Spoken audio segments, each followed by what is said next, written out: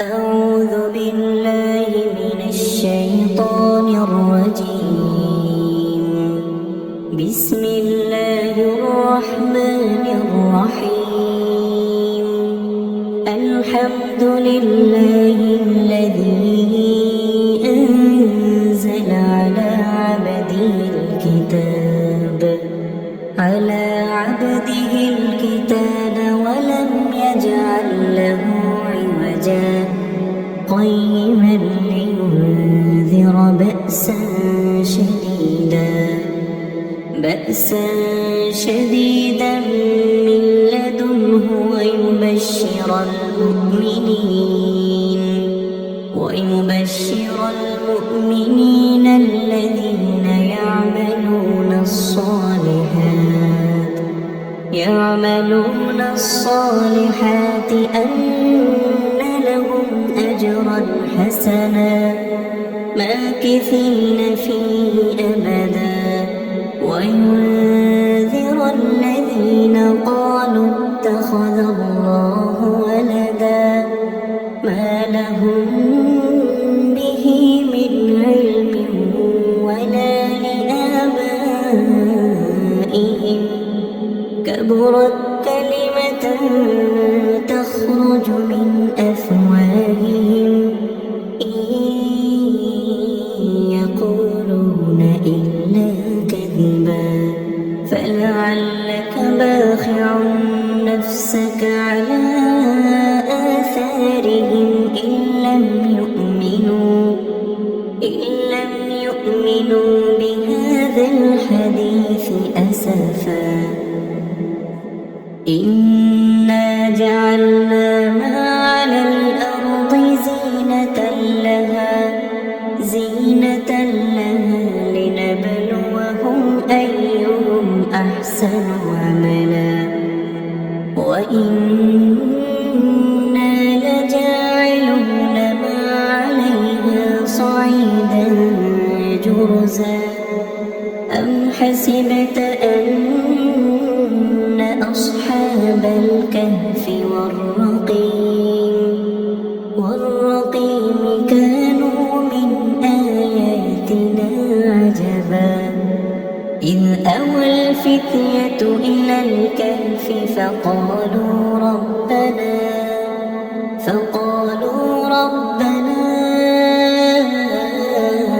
آتنا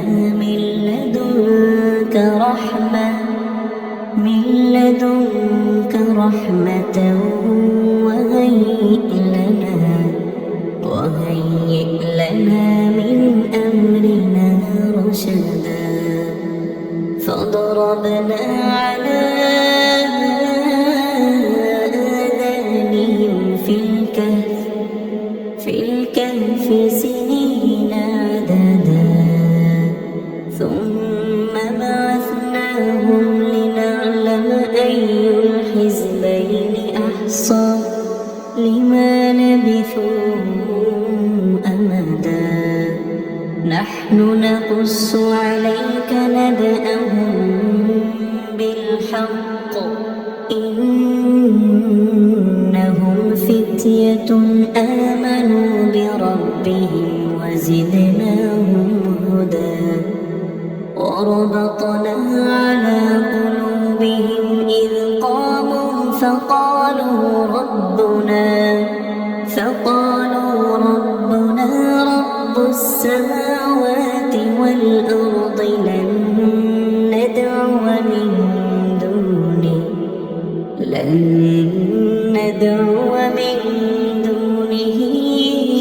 إلها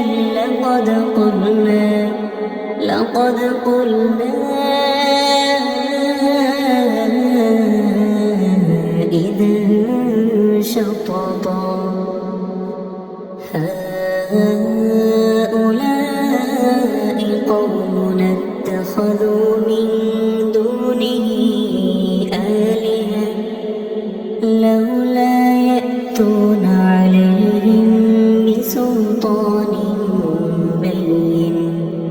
فمن أظلم ممن افترى على الله كذبا وإذ اعتزلتموهم وما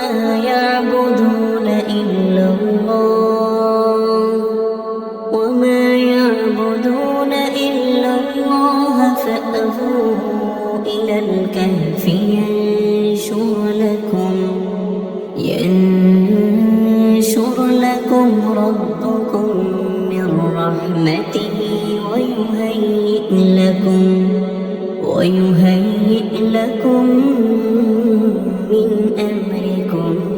مرفقا وترى الشمس إذا طلعت تزاور عن كهفهم ذات اليمين وإذا غربت تقرضهم ذات الشمال وهم في فجوة من ذلك من آيات الله من يهد الله فهو المهتدى ومن يضلل فلا تجد له وليا مرشدا وتحسبهم أيقاظا وهم رقود ونقلبهم ذات اليمين وذات الشمال وكلبهم باسط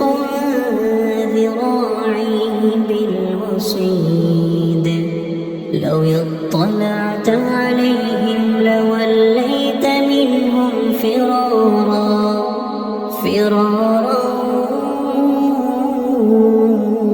ولملئت منهم رعبا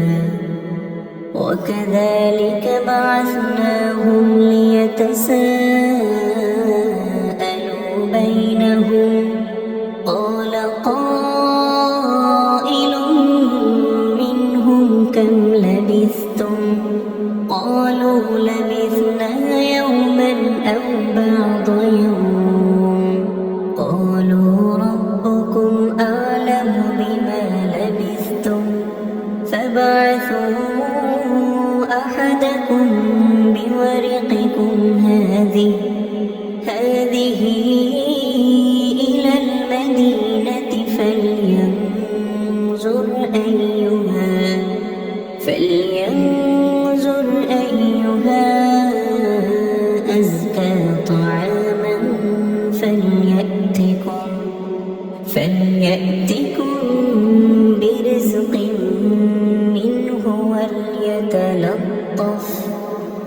وليتلطف ولا يشعرن بكم أحدا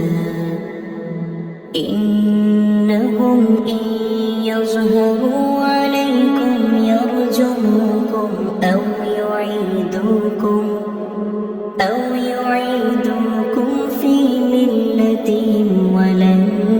تفلحوا إذا أبدا وكذلك أعثرنا عليهم ليعلموا أن وعد الله حق وأن الساعة لا ريب فيها إذ يتنازعون بينهم أمرهم فقالوا بنوا عليهم بنيانا ربهم أعلم بهم قال الذين غلبوا على أمرهم لنتخذن عليهم مسجدا سيقولون ثلاثة رابعهم كلبهم ويقولون خمسة سادسهم كلبهم رجما بالغيب ويقولون سبعة وثامنهم كلبهم قل ربي أعلم بعدتهم ما يعلمهم إلا قليل فلا تمار فيهم إلا مراء ظاهرا ولا تستفت فيهم منهم أحدا ولا تقولن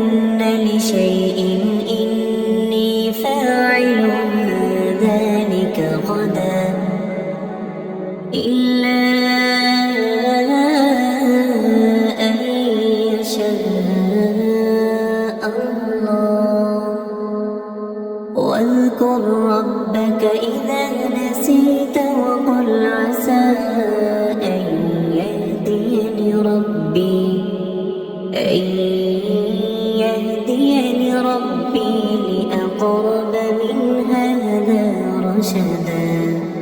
ولبثوا في كهفهم 300 سنين وازدادوا 9 قل الله أعلم بما لبثوا له غيب السماوات والأرض أبصر به وأسمع ما لهم من دونه من ولي ولا يشرك في حكمه أحدا واتل ما أوحي إليك من كتاب ربك لا مبدل لكلماته ولن تجد من دونه ملتحدا واصبر نفسك مع الذين يدعون ربهم بالغداة والعشي يريدون وجهه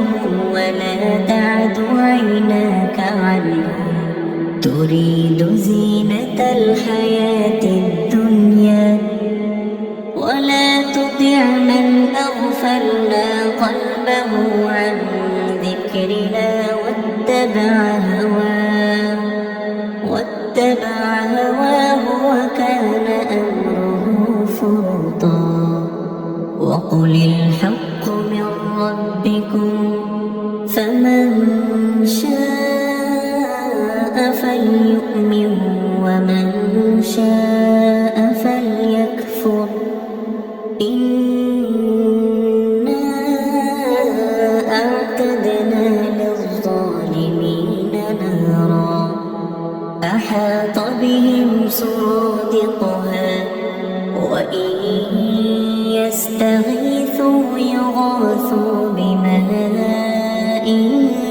كالمهل يشوي الوجوه بئس الشراب وساءت مرتفقا إن الذين آمنوا وعملوا الصالحات إنا لا نضيع أجر من أحسن عملا أولئك لهم جنات عدن تجري من تحتهم الأنهار يحلون فيها من أساور من ذهب ويلبسون ثيابا خضرا من سندس وإستبرق متكئين فيها على الأرائك نعم الثواب وحسنت مرتفقا واضرب لهم مثلا رجلين جعلنا لأحدهما جنتين من أعناب وحففناهما بنخل وجعلنا بينهما زرعا كلتا الجنتين آتت أكلها ولم تظلم منه شيئا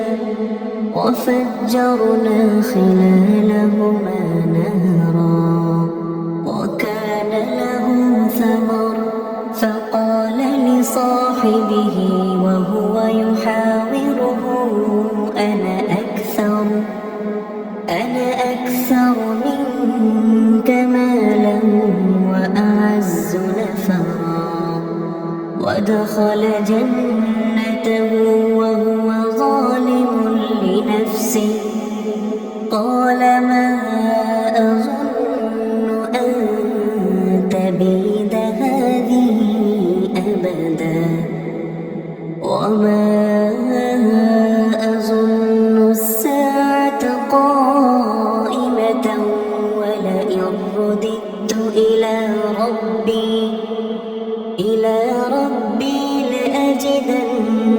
خيرا منها منقلبا قال له صاحبه وهو يحاوره أكفرت بالذي خلقك من تراب ثم من نطفة ثم سواك رجلا لكن هو الله ربي ولا أشرك بربي أحدا ولولا إذ دخلت جنتك قلت ما شاء الله لا قوة إلا بالله إن ترني أنا أقل منك مالا وولدا فعسى ربي أن يؤتيني خيرا من جنتك ويرسل عليها حسبانا من السماء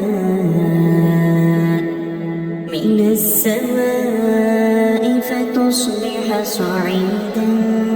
زلقا أو يصبح ماؤها غورا فلن تستطيع له طلبا وأحيط بثمره فأصبح يقلب كفيه على ما أنفق فيها وهي خاوية على عروشها ويقول يا ليتني لم أشرك بربي أحدا ولم تكن له فئة ينصرونه من دون الله وما كان منتصرا هنالك الولاية لله الحق هو خير ثوابا وخير عقبا واضرب لهم مثل الحياة الدنيا كماء أنزلناه من السماء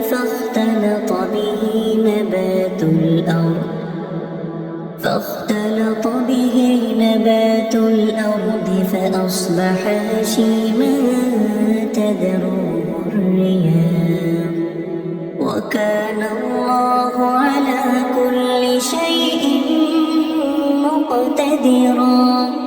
المال والبنون زينة الحياة الدنيا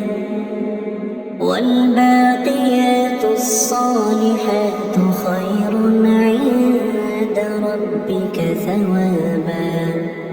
عند ربك ثوابا وخير أملا ويوم نسير الجبال وترى الأرض بارزة وحشرناهم فلم نغادر منهم أحدا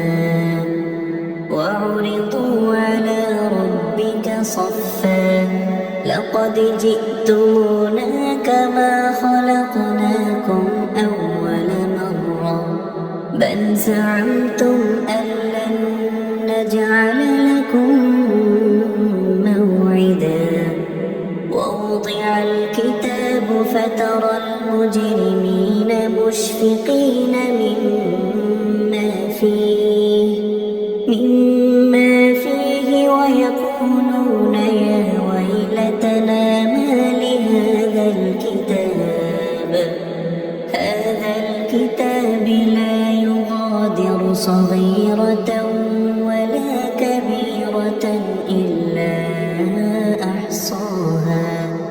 ووجدوا ما عملوا حاضرا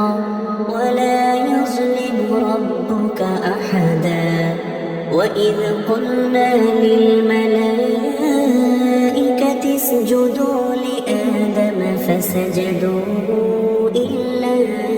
إبليس كان من الجن ففسق عن أمر ربه أفتتخذونه وذريته أولياء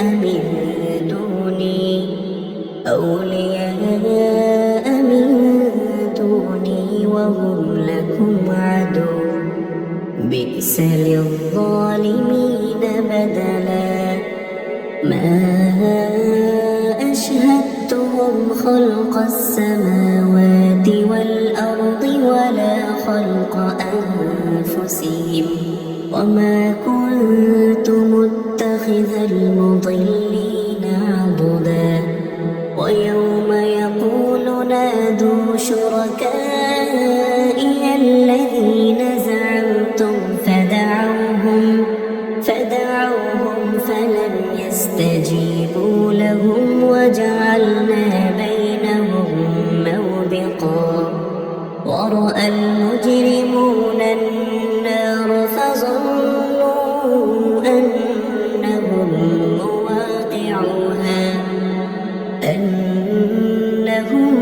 مواقعوها ولم يجدوا عنها مصرفا ولقد صرفنا في هذا القرآن للناس من كل مثل وكان الإنسان أكثر شيء جدلا وما منع الناس أن يؤمنوا إذ جاءهم الهدى ويستغفروا ربهم إلا أن تأتيهم سنة الأولين أو يأتيهم العذاب قبلا وما نرسل المرسلين إلا مبشرين ومنذرين ويجادل الذين كفروا بالباطل ليدحضوا به الحق واتخذوا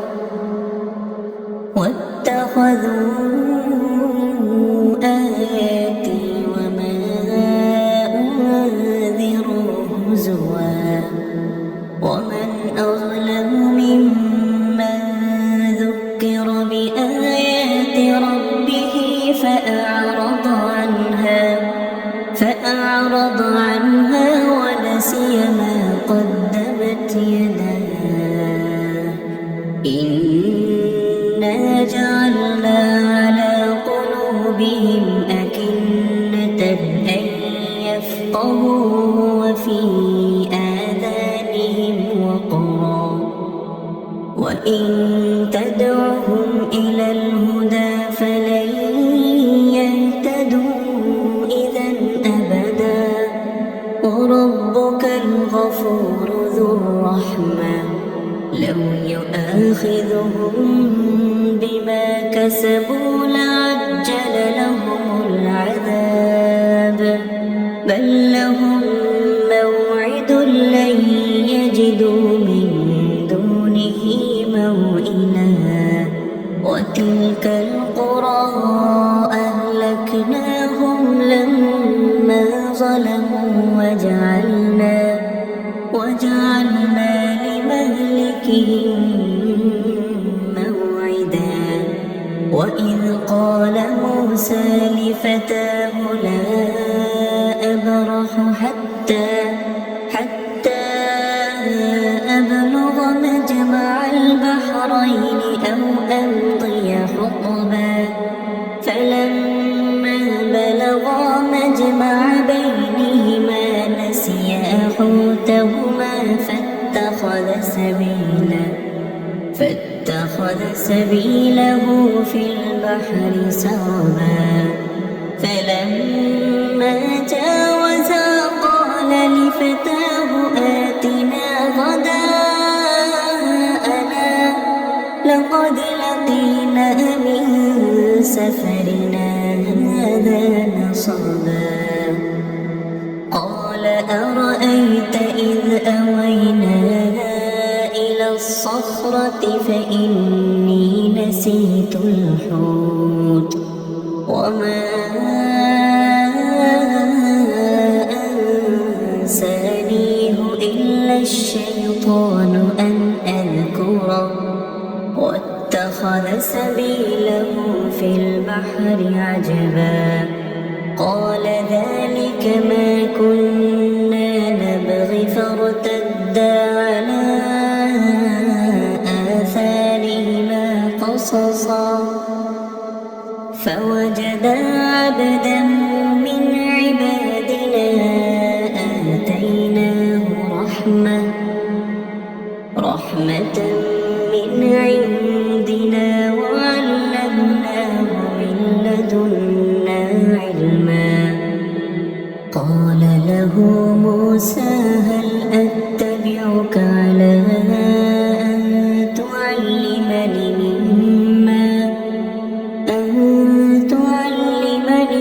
مما علمت رشدا قال إنك لن تستطيع معي صبرا وكيف تصبر على ما لم تحط به خبرا قال ستجدني إن شاء الله صابرا ولا أعصي لك أمرا قال فإن اتبعتني فلا تسألني عن شيء حتى أحدث لك منه ذكرا فانطلقا حتى إذا ركبا في السفينة خرقها قال أخرقتها لتغرق أهلها لقد جئت شيئا إمرا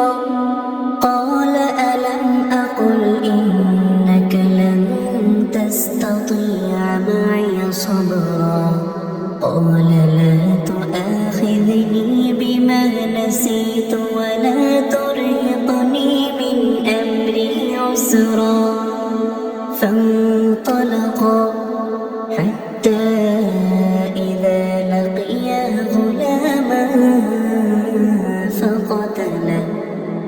قال أقتلت نفسا زكية بغير نفس لقد جئت شيئا نكرا قال ألم أقل لك إنك لن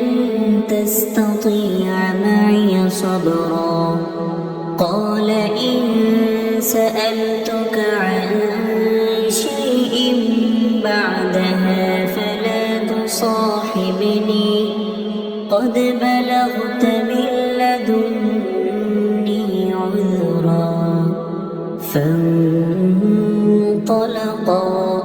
حتى إذا أتيا أهل قرية استطعما أهلها فأبوا أن يضيفوهما فوجدا فيها جدارا يريد أن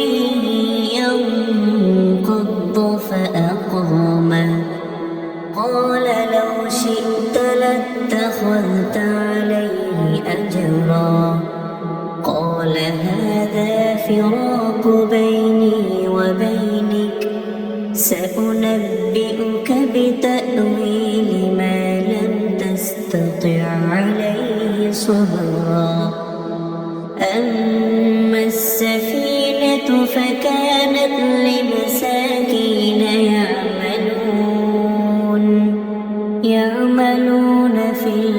البحر فأردت أن أعيبها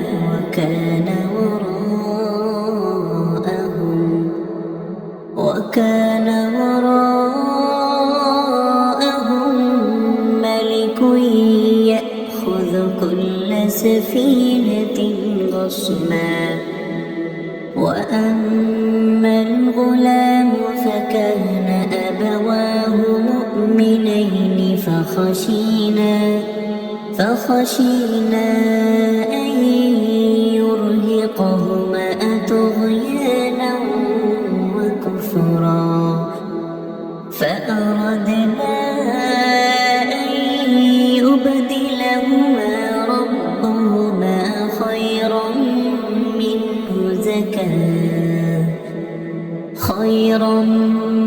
منه زكاة وأقرب رحما. وأما الجدار فكان لغلامين يتيمين في المدينة وكان تحته كنز لهما وكان أبوهما صالحا فأراد ربك أن يبلغا أشدهما ويستخرجا كنزهما رحمة من ربك وما فعلته عن أمري ذلك تأويل ما لم تسطع عليه صبرا. ويسألونك عن ذي القرنين قل سأتلو عليكم منه ذكرا. إنا مكنا له في الأرض وآتيناه من كل شيء سببا فأتبع سببا حتى إذا بلغ مغرب الشمس وجدها تغرب في عين حمئة ووجد عندها قوما قلنا يا ذا القرنين إما أن تعذب وإما أن تتخذ فيهم حسنا. قال أما من ظلم فسوف نعذبه ثم يرد إلى ربه فيعذبه عذابا نكرا. وأما من آمن وعمل صالحا فله جزاء الحسنى وسنقول له من أمرنا يسرا. ثم أتبع سببا حتى إذا بلغ مطلع الشمس وجدها تطلع على قوم لم نجعل لهم من دونها سترا. كذلك وقد أحطنا بما لديه خبرا. ثم أتبع سببا حتى إذا بلغ بين السدين وجد من دونهما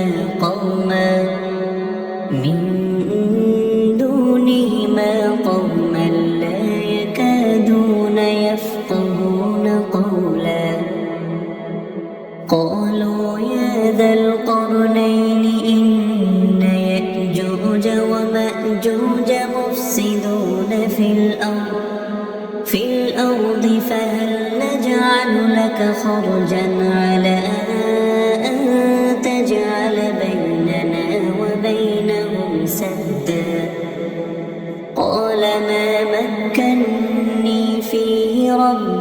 خير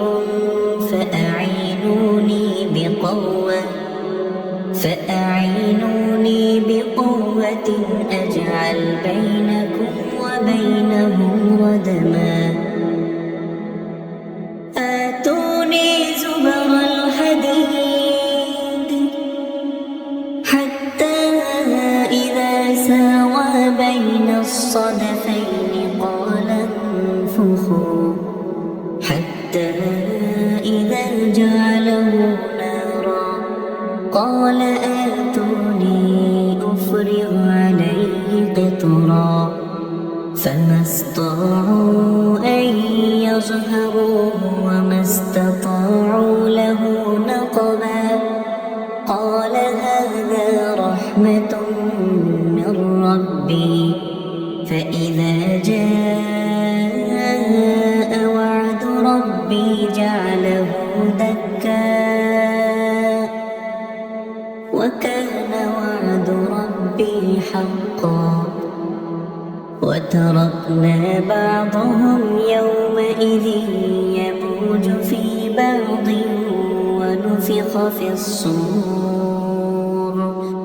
ونفخ في الصور فجمعناهم جمعا وعرضنا جهنم يومئذ للكافرين عرضا الذين كانت أعينهم في غطاء عن ذكري وكانوا لا يستطيعون سمعا أفحسب الذين كفروا أن يتخذوا عبادي من دوني أولياء إنا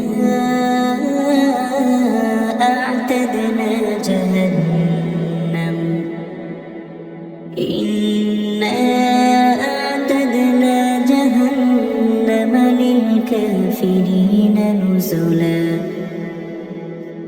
قل هل ننبئكم بالأخسرين أعمالا الذين ضل سعيهم في الحياة الدنيا وهم يحسبون أنهم يحسنون صنعا أولئك الذين كفروا بآيات ربهم ولقائه فحبطت أعمالهم فلا نقيم لهم يوم القيامة وزنا ذلك جزاؤهم جهنم بما كفروا واتخذوا آياتي ورسلي هزوا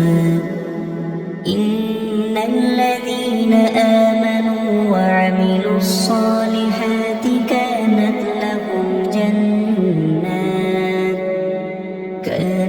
لهم جنات الفردوس نزلا خالدين فيها لا يبغون عنها حولا قل لو كان البحر مدادا لكلمات ربي لنفد البحر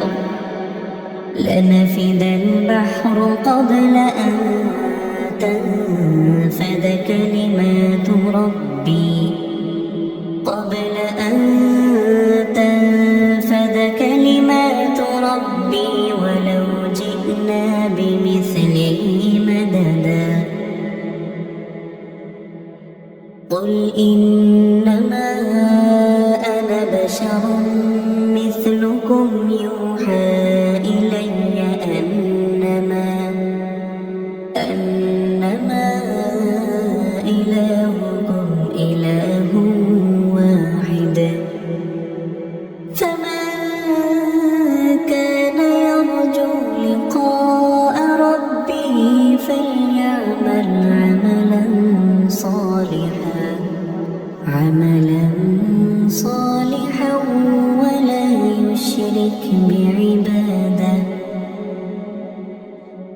ولا